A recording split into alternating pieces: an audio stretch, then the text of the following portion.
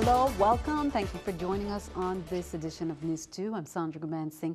In our top story, Virgin Islands Public Schools and University have scheduled reopening dates, and international aid has landed in the territory to aid Vitima in getting school functional and operational. Further, the governor announced at his press conference last night that millions of dollars were approved to get more linemen into the territory to assist in getting power restored. News 2 Stephanie Brown reports. The Virgin Islands has received $35 million from the federal government for power restoration, road clearing, and debris removal. And what it means as a beginning for you, the people of the Virgin Islands, is that the Water and Power Authority tomorrow will wire their deposit to their mainland partners, and on October the 13th, 240 linemen will arrive in the territory, and their equipment will be here as well. The governor also reiterated that schools in the St. Thomas-St. John district are now planning on reopening on Monday, October 9th, and St. Croix Public Schools have a target date for October 16th. The Danish Emergency Management Agency landed in the territory on Tuesday, and reportedly they will be aiding in getting public schools operational. Further, David Hall, the president of the University of the Virgin Islands, informed that classes on both of the university's campuses will resume on Monday, October 9th. We are going to offer every class that was originally scheduled. It may be in a different form, it may be online, it may be on a Saturday, but we will offer every class so a student will get what they were promised. Financially, the governor noted that the Virgin Islands was limping along in its economic stability, and he was not sure if the government would make payroll next week. But the governor noted that other than its usual source of revenue, another revenue source would be an economic driver in the territory. The interesting thing, as I said at the beginning of these briefings, that while the tourism economy has been interrupted, and tourism is our main staple as an economic driver, the economic drivers in the territory is going to be construction, rebuilding, and recovery. For News 2, I'm Stephanie Shalana Brown. Governor Mapp also said that debris removal and other recovery-related jobs would be announced through the Department of Labor, and residents are urged to apply for those positions. Well, the points of distributions will be closed over the next several days, he says, and are scheduled to reopen Tuesday, October 10th and Thursday, October 12th, as the territory transitions to the Disaster Supplemental Nutrition Assistance Program, DSNAP, and needs are supported by supermarkets. Mapp said, heartened by his conversation with Puerto Rico Governor Ricardo Rosselló on Tuesday, he announced there will be a celebration in Christiansted on Monday, October 9th, to recognize Virgin Islands Puerto Rico Friendship Day. He says, because we have both shared Irma and Maria, we do not want this year's date to go unnoticed. The governor also announced curfew changes in the St. Thomas-St. John district. The curfew will be in effect from 7 p.m. to 5 a.m., while in St. Croix, the curfew has been reduced to 7 p.m. to 9 a.m. Now, President of the University of the Virgin Islands, Dr. David Hall, as we just shared, he announced that the university will be resuming classes on Monday, October 9th on both campuses. He said he immediately after Hurricane Irma, UVI began sharing with students its principle of holding them harmless, saving the semester so students' progress towards graduation will not be delayed. He said, we are going to offer every class that was originally scheduled so a student will get what they were promised.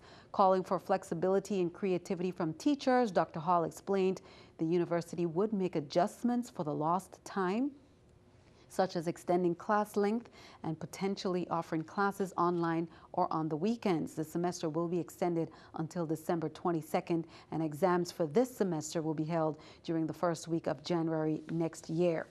The governor also announced that the school year for the St. Thomas-St. John district will end on July 12, 2018, while schools are planned to reopen in the St. Thomas-St. John district on Monday, October 9th. Governor Mapp said he was hopeful for a Monday, October 16th start in St. Croix. He said the government's immediate priority would be senior students. Now, today, parents met at CAHS, the parents of students who attend Alla F. Muller and the Gladys Abraham School.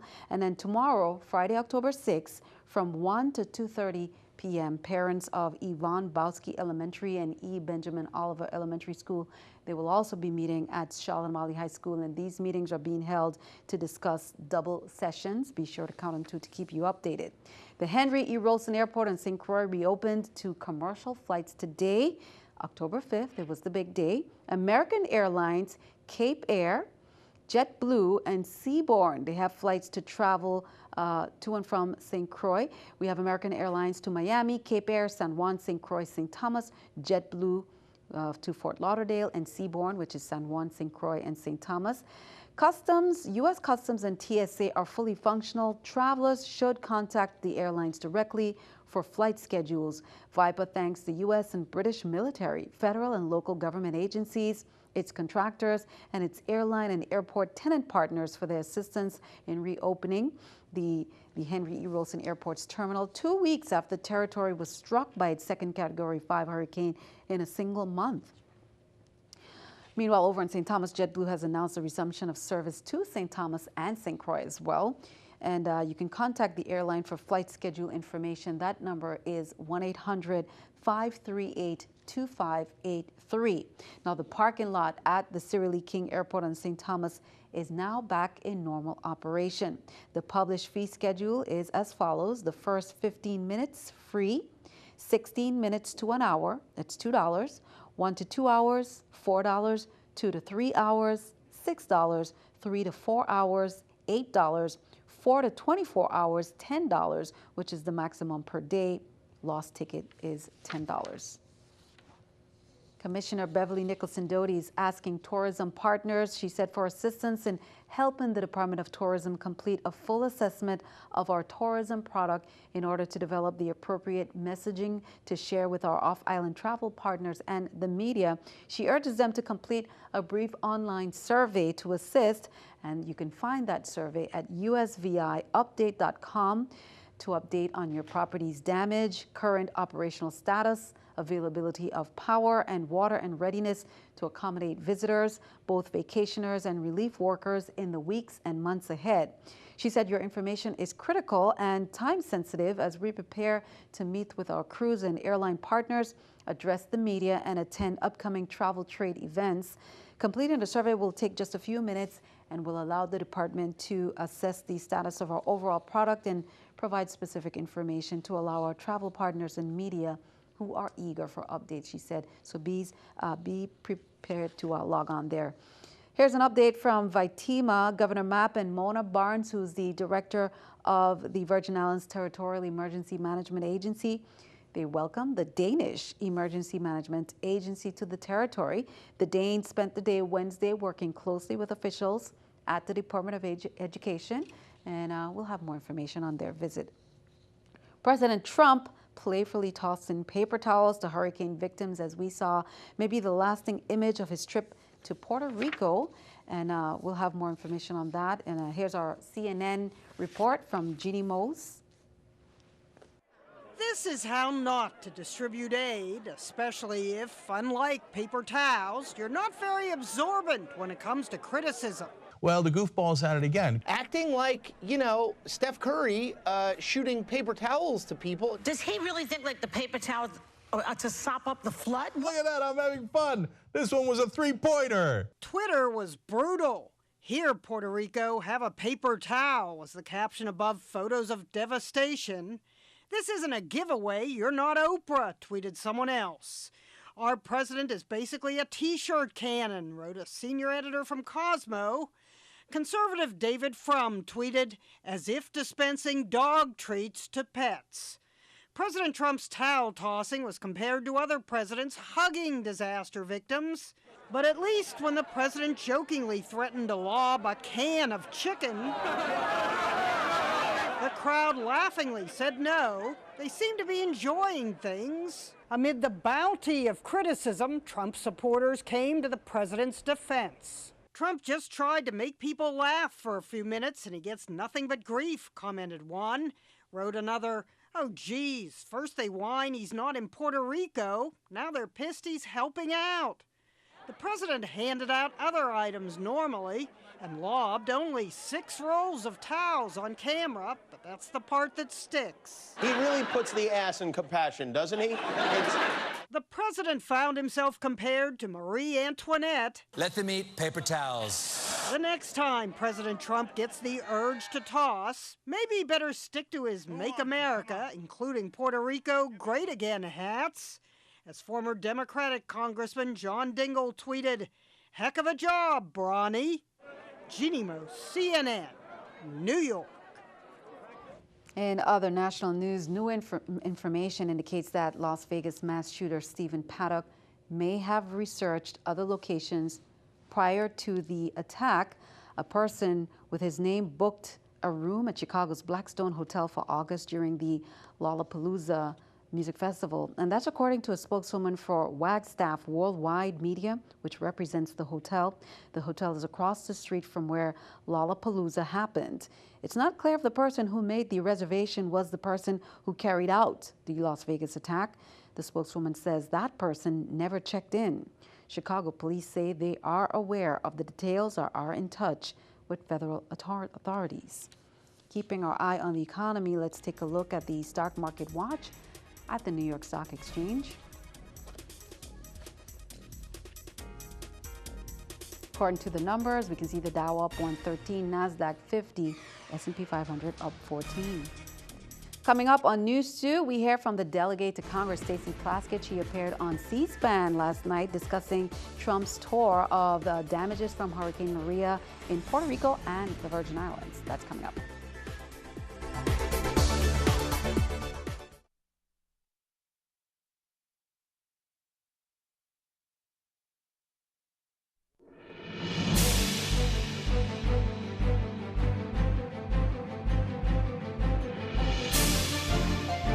Welcome back. Delegate to Congress Stacey Plaskett appeared on C-SPAN last night, and she discussed President Trump's tour of damages from Hurricanes Maria in Puerto Rico and recovery from Hurricanes Irma and Maria in the VI. Here's what she had to say. Is the Virgin Islands getting enough attention? Well, you know, that's been our concern, and the concern of the people of the Virgin Islands is that Americans are not hearing about what happened in the Virgin Islands with Hurricane Irma and Hurricane Katrina. People have to remember that we are the only place in the United States that were hit by 2 Category 5 hurricanes. When it passed us, it became Category 4. But we've had both of them at Category 5, and it has decimated St. Thomas and St. John, first through Irma, and then St. Croix with Maria. As far as what's going on the ground, give our viewers what supplies are, what resources are, what's available to the people. Well, you know, I've been home quite a bit on all 3 islands, the major islands, talking with people, going out, visiting in the shelters, visiting at distribution centers, going through neighborhoods, and also talking with FEMA and our local officials. What I found really interesting is there are a lot of supplies and there are a lot of personnel, but it seems slow moving in terms of getting to the places that need it the most. And Puerto That's Rico? Really the same as Puerto Rico. You know, you see the containers sitting in the ports of supplies, distribution centers with things piled up, and yet a mile away, people who have not had water in a week. I was going to say part of Puerto Rico's situation was having the truck drivers and such to be able to drive out to these various locations. Is it the same situation in the Virgin Islands? Same situation. Our governor has set up distribution centers, and it is only, I had a call with FEMA yesterday. They're just now getting personnel on the ground to actually go into neighborhoods. Irma struck September 9th. That's a long way for people to be trying to get supplies from distribution centers. We'll count to. We'll keep you updated. Now, as we shared earlier, Governor Mapp explained that towards the end of next week, the territory will welcome 240 linemen and additional equipment. Thereafter, linemen will arrive in waves of 50 to work in tandem with the team at the Virgin Islands Water and Power Authority. Now, here's an update on the restoration efforts. On Wednesday on St. Croix, crews continued work on Feeder 6A to complete a circuit from the Richmond Power Plant to Five Corners. That service may be energized by this weekend. In addition, crews continued to prepare a section of St. Croix Feeder 8B from Hannah's Rest to Frederickstead for the restoration of service. On St. Thomas, restoration crews are preparing to restore a portion of Feeder 6A from the Harley Power Plant to the UVI campus by this weekend. Crews successfully restored the immediate area around Banco Popular's main branch in Altona on Wednesday, including the nearby Calvary Christian Academy and Medical Arts Complex. Work continued on Wednesday on Feeder 7B in the Sugar Estate area and on a portion of St. Thomas Feeder 10B. Crews from the Western Area Power Administration continued work rebuilding WAPA's transmission feeder. The work involves the planting of poles and the installing of equipment and hardware. The Tutu electrical substation has been re-energized. That will lead to restoring some areas in and around Tutu and Fort Milner over the next few days. On St. John, crews planted new poles on the route from Cruz Bay to the Myra Keating Smith Community Health Clinic. There are about 10 poles along that path. Crews also worked on Wednesday in areas that included Pine Peace and Cruz Bay. Health Commissioner Dr. Michelle Davis announced that her office is coordinating the planned visits to St. Croix of the U.S. Surgeon General Dr. Jerome Adams. On Thursday, October 5th, the island will be tapping a team of vector control staff from the Centers of Disease Control and Prevention to assist with mosquito control. Communicators will also arrive to assist the Department of Health with providing information to the public about eliminating mosquitoes and larvae and protecting themselves against bites. Well, at the request of Virgin Islands leadership, Governor Chris Christie authorized New Jersey State Police troopers, and of course we talked about that visit with Governor Christie of New York of New Jersey with Governor Mapp. He authorized New Jersey State Police troopers, disaster mental health counselors, and members of the New Jersey EMS task force to depart for a responsive mission in the region, which they say hardest hit by Hurricanes Irma and Maria. 25 troopers, along with more than 30 members of the New Jersey EMS task force, are leading a 2-week mission on the islands. Governor Christie said there have been many major challenges that our country has faced in the past weeks, but one thing we can count on is Americans helping Americans in times of need. He said our thoughts and prayers remain with the deployed personnel, all of those affected by the recent events in our country. We welcome them here to the Virgin Islands. Well, many will be joining the Charm fundraiser stateside called Healing Hands, and that's to raise some funds. Now, these funds raised will go towards emergency relief efforts for hospitals and medical facilities in the Virgin Islands and Puerto Rico that were devastated by both hurricanes. Charm's founder is Eric Stelnicki, who has been seeing patients here in the territory at the Ear, Nose, and Throat Clinic monthly in the VI. And he is reaching out to ask many to reach into their pockets for this event for emergency healthcare needs. Now, the money raised will go directly to the hospitals to help provide services for those in need. Charm will also send some volunteers from South Florida to these areas to help meet the medical demands. General admission for the stateside events include appetizers and cocktails. There are many sponsorship packages included to assist. Attendees are asked to reserve at www.charmkids.org/events. You can also log on there for more information about the events if you are in the area.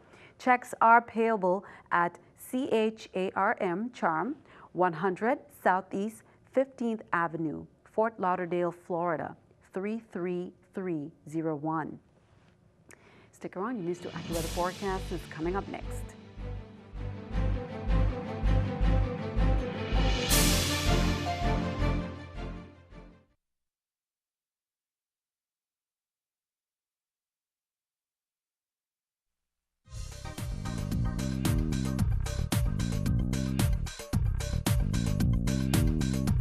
Good evening. Hopefully everybody is doing okay here in the Virgin Islands. Things are looking pretty good for the next day or so here.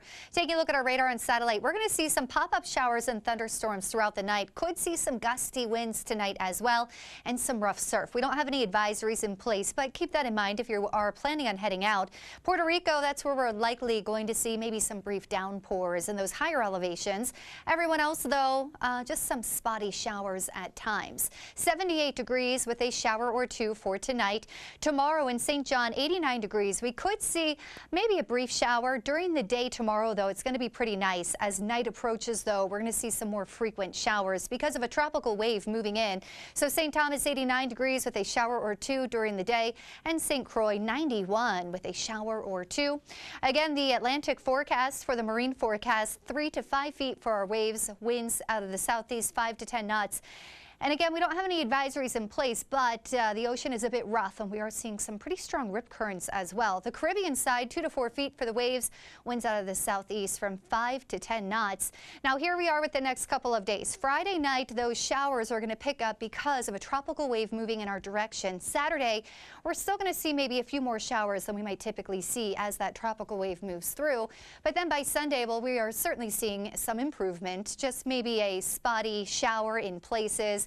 More like our typical trade wind pattern here with maybe a trade wind shower really through Tuesday. So things are improving and looking pretty good. Temperatures are warm, anywhere from the upper 80s to even 90 degrees. Back to you. Thanks for that. Time for a weather picture there by Kiana Pittman, first grader of the Lockhart Elementary School, giving us some raindrops and beautiful flowers to brighten things up. Kiana, thank you for that. Send us your news weather picture to the address on the screen and tune in to see it right here on News 2. Now, we know how stressful it can be for many standing in lines at the distribution points.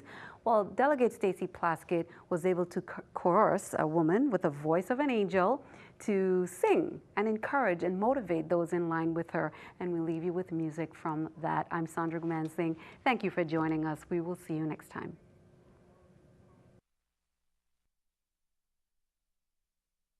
God is just a prayer away. All you have to do is call. He will hear your faintest cry. He is concerned about you. So while your tears are flowing through this time of hurting, He will lift your heavy heart, 'cause He's in love with you. He knows